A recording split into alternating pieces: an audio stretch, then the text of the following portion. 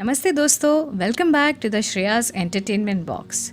जैसा कि हम सब ने बचपन से सुना है, पास्ट, प्रेजेंट और फ्यूचर में कोई समानता नहीं होती है। लेकिन आज हम इसी कॉन्सेप्ट पे बेस्ड एक जर्मन सीरीज़ पे बात करेंगे जो नेटफ्लिक्स पर अवेलेबल है।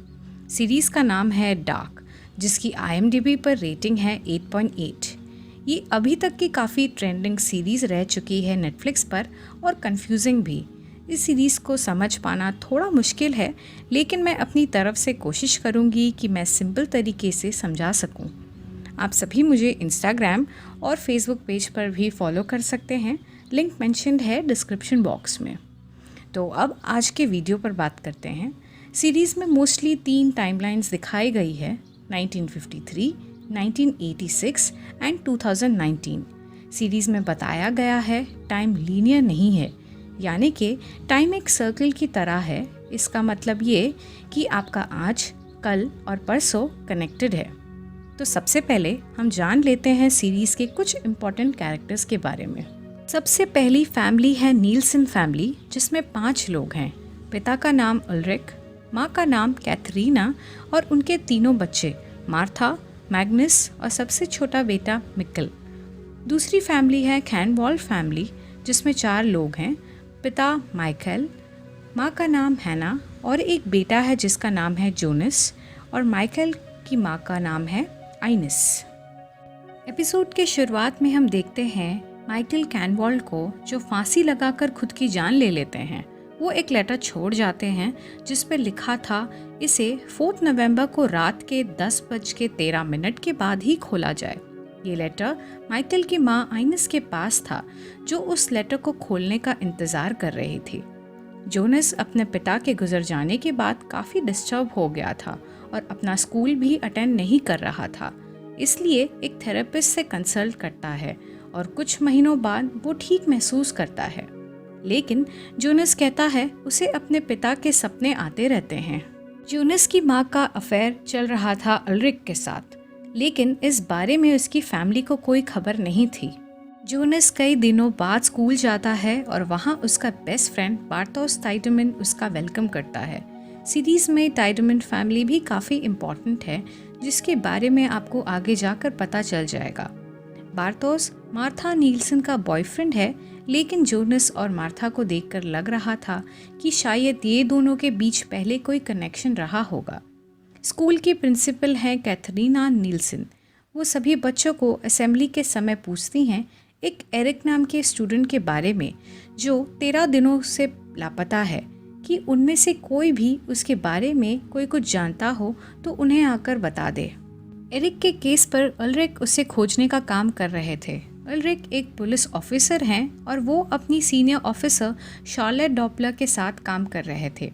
सीरीज़ में डॉपलर फैमिली भी बहुत इम्पॉर्टेंट किरदार निभाने वाले हैं, जिसके बारे में आगे पता चल जाएगा। अब हमें पता चलता है कि उल्रिक का भाई मैड्स ठीक 35 साल पहले 1986 में लापता हो गया था, जिसका आज तक कुछ पता नहीं चल पाया है। उल्रिक की माँ जैना का कहना था कि एरिक और मैड्स का एक ही तरह से गायब हो जाना कोई इत्तेफाक नहीं हो सकता, और 33 साल बाद सब कुछ रिपीट हो रहा है। अब हम देखते हैं गायब एरिक को एक ब्लू कलर के रूम में, जहां वो सोने की कोशिश कर रहा था और टीवी पर जोर जोर से गाने बज रहे थे। अब स्कूल में बच्चों को देखते हैं जिन्हें लगता है एरिक ने गायब होने से पहले विंडन केव्स के पास ड्रग्स छुपा कर रखा था और वो सब उसी ड्रग्स को ढूंढ निकालने का प्लान बना रहे थे। प्लान ये था कि उसी रात स्कूल में पेरेंट्स टीचर मीटिंग होने वाली थी एरिक के लापता होने की वजह से, और तब मौके का फ़ायदा उठाकर ये सारे बच्चे विंडन केव्स के पास जाकर ड्रग्स चुरा लेंगे। अब रात हो चुकी थी और जोनस जंगल में मार्था से मिलता है। बाकी दोस्त अभी तक नहीं पहुँचे थे वहाँ। मार्था कहती है उसने जोनस को कई सारे मैसेजेस लिखे, लेकिन भेजे कभी नहीं। और उसी दौरान मार्था को एक डेजा वू का एहसास होता है। डेजा वू यानी कि एक फीलिंग जब आपको लगता है कि कोई चीज़ पहले भी हो चुकी है। अब बार्थोस, मैग्नस और उसका छोटा भाई मिक्कल भी वहाँ आ जाते हैं और वो सारे बच्चे केव्स की तरफ जाने लगते हैं जंगल से होते हुए।